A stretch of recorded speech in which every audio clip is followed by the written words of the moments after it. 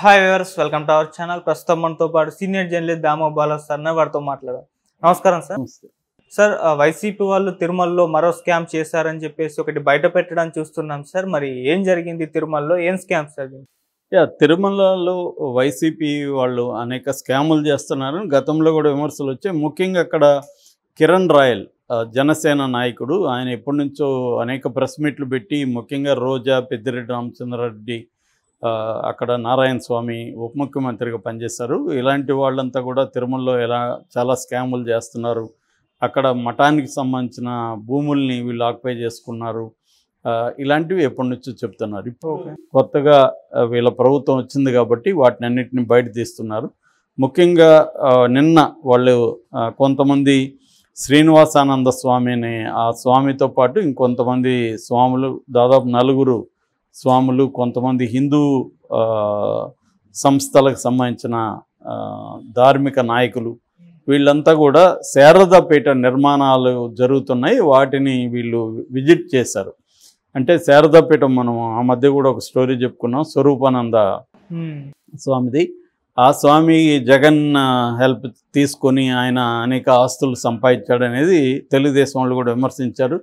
అట్లాగే ఆయన అనేక అవకతవకలకు పాల్పడ్డాడని, అక్కడ సెక్యూరిటీ పేరుతో ఆయన పెద్ద ఎత్తున పోలీసుల్ని వాళ్ళని పికెటింగ్ పెట్టుకున్నాడని వాటన్నిటిని కూడా తీసేసింది. దానికి దాదాపు 20 నుంచి 24 లక్షలు ఖర్చు అయిందని, సో అదంతా కూడా వేస్ట్ అని చంద్రబాబు ప్రభుత్వం తీసేశారు. ఇప్పుడు ఆయన మీద కొంత దృష్టి పెట్టినట్టుగా అర్థమవుతుంది ఈ స్వామి మీద. సో తిరుమలలో ఈ శారదాపీఠానికి సంబంధించిన నిర్మాణాలు అవి అనుమతులు తీసుకోలేదు, తర్వాత నిబంధనల్ని ఉల్లంఘించాయి కాబట్టి వాటిని ఆపేయాలి లేదా కూల్చేయాలన్న పద్ధతిలో వాళ్ళు నిన్న వెళ్ళి పరిశీలించి వచ్చారు. దాని మీద అంతా కూడా డీటెయిల్గా ఇన్ఫర్మేషన్ కిరణ్ రాయల్ మీడియాకి సమర్పించాడు. So that is one part of the scam. Second part వచ్చి దర్శనాల స్కామ్. దర్శనాల స్కామ్ అంటే ఏంటంటే వివిఐపీలకి దర్శనాలని వీళ్ళు ఏర్పాటు చేసి వాళ్ళ దగ్గర డబ్బులు తీసుకోవడం. ఇప్పుడు మామూలుగా మనకు తెలుసు, తిరుమలలో నాది తిరుపతి కాబట్టి తిరుపతి కాకపోతే నేను తిరుపతిలో లేను, రెండోది నేను దేవుడి మీద నమ్మకం లేదు కాబట్టి నన్ను ఎవడు పెద్ద అప్రోచ్ కారు. కానీ మామూలుగా మా సిస్టర్స్ వాళ్ళని చూస్తుంటాం అక్కడ. సో ఎవరో ఒకరు అప్రోచ్ అవుతుంటారు, మీరేమన్నా దర్శనానికి ఏమన్నా హెల్ప్ చేస్తారా, లేకపోతే అక్కడ రూమ్ తీసిస్తారా, ఇట్లాంటివి అడుగుతుంటారు. ఎంత ఆన్లైన్లో ఎన్ని చేసినా కూడా అవి జరుగుతూనే ఉంటాయి. అది ఏ ప్రభుత్వం ఉన్నా ఇవి జరుగుతుంటాయి. అట్లాగే లడ్లు ఇన్ని కావాలి మాకు, ఇలాగా రికమెండేషన్లు జరుగుతుంటాయి.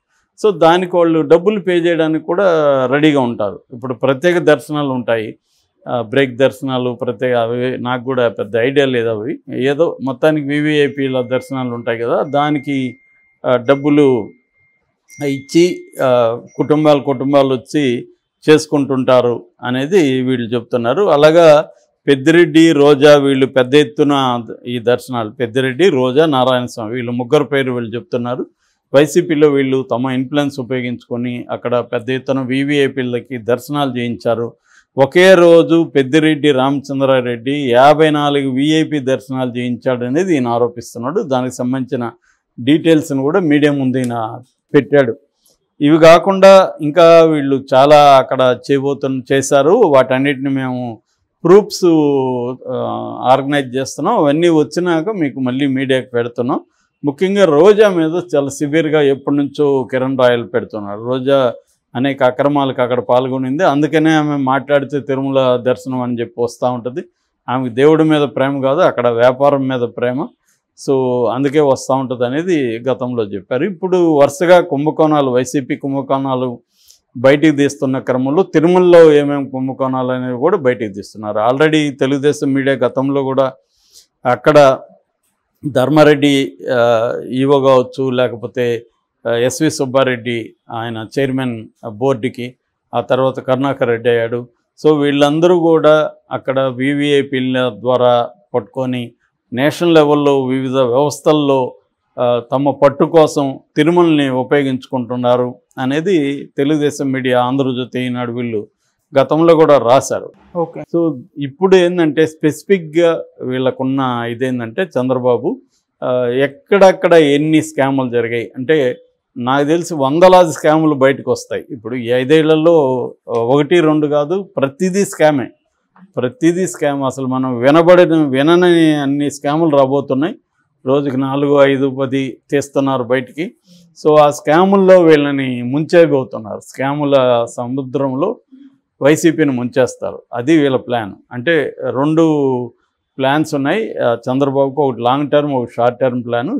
లాంగ్ టర్మ్ ఏమో వైసీపీని నేలమట్టం చేయాలంటే ముందు వైసీపీ టాప్ లీడర్స్ అందరినీ స్కాముల్లో ఇరికిచ్చేసి వాళ్ళని జైళ్ళలోకి పెట్టేయడం, వాళ్ళని కోర్టుల చుట్టూ తిప్పించడం అనేది ఒకటి. షార్ట్ టర్మ్ ప్లాన్ ఏంటంటే తాము ఇచ్చిన హామీలు నెరవేర్చే పరిస్థితి లేదు. ఇప్పుడు ఫర్ ఎగ్జాంపుల్ ఫ్రీ బస్సు ఉంది, అది ఇప్పటివరకు ఏమీ మాట్లాడట్లేదు. దాని మీద కనీసం ఫ్రీ బస్సు కావాల్సిన అధ్యయన కమిటీలు అవన్నీ ఇక్కడ వేశారు, ఇమ్మీడియట్గా చేశారు. అక్కడ అదేమి ఇప్పటివరకు అనుకోవట్లేదు. అది ఖచ్చితంగా భారం పడుతుంది. రెండవది వాలంటీర్కి 10,000 ఇస్తున్నాడు. అసలు వాలంటీర్ వ్యవస్థని పెట్టకుండా చేయడానికి రకరకాల ప్లాన్లు చంద్రబాబు వేస్తున్నాడు. అంటే కోర్టు ద్వారా వాలంటీర్లని వ్యవస్థనే కరెక్ట్ కాదు, ఎందుకంటే ఇందులో రిజర్వేషన్ పాటించలేదని కోర్టుకు వెళ్ళే విధంగా తన మనుషుల ద్వారానే వేయించాడు. అంటే ఫైనల్గా ఏం చెప్తారంటే కోర్టు చెప్పింది నేను మీకు ఇద్దాం అనుకున్నా, కోర్టు వద్దనింది కదా, నేనేం చేయను అన్నట్టుగా చేతులు ఎత్తేయడానికి వీళ్ళు ప్లాన్ చేస్తున్నారు. వాలంటీర్ వ్యవస్థ అనేది ఇష్టం లేదు చంద్రబాబుకి. సో ఇలాగ తన హామీలు అన్నీ కూడా నెరవేర్చలేని పరిస్థితి. ఎందుకంటే 1,20 కోట్లు పర్ ఇయర్కి ఈ హామీలకు కావాలనేది మనకి మింట్ లాంటి పత్రికలు దీని మీద రీసెర్చ్ చేసి చెప్పాయి. జగన్ అయితే 1,50 కోట్లు అవసరం అన్నాడు. ఏదేమైనా 1,00,000 కోట్ల పైన పర్ ఇయర్ కావాలి. బడ్జెటే 3,00,000 కోట్లు. అందులో 1,00,000 కోట్లు పథకాలకు వెళ్తే ఇంకా 2,00,000 కోట్లలో ఏమేమి నడపాలి? శాలరీలు ఇవ్వాలి, డైలీ ఇది చేయాలి, రన్నింగ్ పెట్టాలి, తర్వాత అమరావతి నిర్మాణానికి ఇవ్వాలి. కేంద్రం ఎంత ఇస్తుందని ఇప్పటివరకు ఏం తేలలేదు. కేంద్రం ఏ రకమైన హామీ ఇప్పటివరకు కేంద్రం నుంచి రాలేదు. సో ఇటువంటి ఒక కండిషన్లో చంద్రబాబు ఏం చేస్తాడంటే నేచురల్గానే ఈ పథకాలని ఏదో ఒక రకంగా డైల్యూట్ చేయడం, అంత డబ్బులు కాకుండా మినిమంగా ఏదో నడిపించేయడం అనేది చంద్రబాబు చేయాలి. ఇట్లాంటి పథకాలు నిర్వీర్యం చేసి డైల్యూట్ చేస్తే వైసీపీ దీన్ని ప్రజల్లోకి తీసుకెళ్ళి ఉద్యమాలు చేయాలి. సో ఈ ఉద్యమాలు చేయకుండా ఉండాలంటే వైసీపీని డిఫెన్స్లో పడేయాలి. వాళ్ళు నీకు ఇప్పుడు నువ్వు నా జోలికి రాకుండా ఉండాలంటే నీకు నేను కొన్ని సమస్యలు క్రియేట్ చేస్తే నువ్వు ఆ సమస్యల నుంచి కొట్టుకుంటూ ఉంటావు బయటపడడానికి. నువ్వు ఇంకా నా జోలికి రావు. ఆ టాక్టిక్స్ ఇప్పుడు చంద్రబాబు ఉపయోగిస్తున్నాడు. ఇది షార్ట్ టర్మ్ అనమాట. లాంగ్ టర్మ్ ఏమో అసలు వైసీపీ అనేది 2029 నాటికి ఏమాత్రం ఉనికిలో లేకుండా చంపేయాలి వైసీపీని. అందుకని మన అయ్యన్న పాత్రుడు జగన్ చావలేదు, ఓడిపోయాడు మాత్రమే, చావు కొట్టాలి, జగన్ని చంపేయాలి అంటే పొలిటికల్గా చంపేయాలనేది ఓపెన్గానే మాట్లాడుకున్నారంటే అర్థమైంది. క్లియర్గా ఎవరైనా ఇప్పుడు నేను చంద్రబాబు ఒకటే చేస్తాడని కాదు, ఎవరైనా ఇదే పని చేస్తారు. మోడీ కూడా కాంగ్రెస్ ముక్త్ భారత్ అని ఓపెన్గానే ప్రకటించారు కదా. అంటే ప్రతిపక్షాలు లేని ఒక పరిస్థితి తీసుకొస్తే మనకి అడ్డుండదు అనేది ఇవాళ అన్ని పొలిటికల్ పార్టీలు కూడా సేమ్ థింక్ చేస్తేనే జగన్ కూడా అధికారంలో ఉన్నప్పుడు అదే థింక్ చేశాడు, అదే ట్రై చేశాడు. సో అందరూ అదే ట్రై చేస్తారు. ఎవడి బలాన్ని బట్టి వాడు సక్సెస్ అవుతాడా ఫెయిల్ అవుతాడా అని తెలుస్తుంది తప్ప ఇక్కడ మొరాలిటీస్లో ఎవరికేమీ తేడాలు లేవు, అందరూ ఒకటే ఫైనల్గా. ఇక్కడ బలాన్ని బట్టి నీ డిగ్రీసు బలం, ఒకడు కంప్లీట్గా చేయగలుగుతాడు, ఇంకొకటి చేయలేకపోతాడు. కాబట్టి చేయలేనివాడు మోరల్స్ గురించి మాట్లాడుతుంటాడు, చేసినవాడు మాట్లాడు. కాబట్టి ఇక్కడ మోరల్స్ అనేవి ఏ రాజకీయ పార్టీకి లేవు. ప్రతి రాజకీయ పార్టీకి అధికారం ఇంపార్టెంట్. ఈ అధికారంలో తన జనరేషను అధికారంలో నిలబడాలంటే ప్రతిపక్షాన్ని ఎలా కిల్ చేసేయాలన్న ఒక short term and long term ప్లాన్లు అందరికీ ఉంటాయి. సో ఆ ప్లాన్లో ఇప్పుడు చంద్రబాబు ఏంటంటే ఒకటి పథకాలు తన ప్రభుత్వానికి వ్యతిరేకంగా ఉద్యమాలు నిర్మించకుండా చూసుకోవాలి. ఎందుకంటే ఇంకో ఉన్నది ఏది కాంగ్రెస్ సిపిఐ-సిపిఎంలో ఉన్నాయి. సిపిఐ-సిపిఎంలో ఎక్కువ మంది ఆల్రెడీ చంద్రబాబుతో ఉన్నారు. కాంగ్రెస్ పార్టీ పెద్దగా పోరాడే పరిస్థితి లేదు. ఉన్నది వైసీపీని నిర్వీర్యం చేసేస్తే తను అనుకున్నది సాధించగలుగుతాడు. తన మీడియా ఉంది, ఆ మీడియా ప్రజల మైండ్లని ఇన్ఫ్లుయెన్స్ చేసి మ్యానుఫ్యాక్చరింగ్ కాన్సెప్ట్ క్రియేట్ చేస్తాయి. సో 2029కి తనకి ఎదురుండదు. అనేది. ఓకే సో ఇందులో భాగంగా ఇటువంటి కుంభకోణాలు బయటకు వస్తుంటాయి. Okay thank you so much.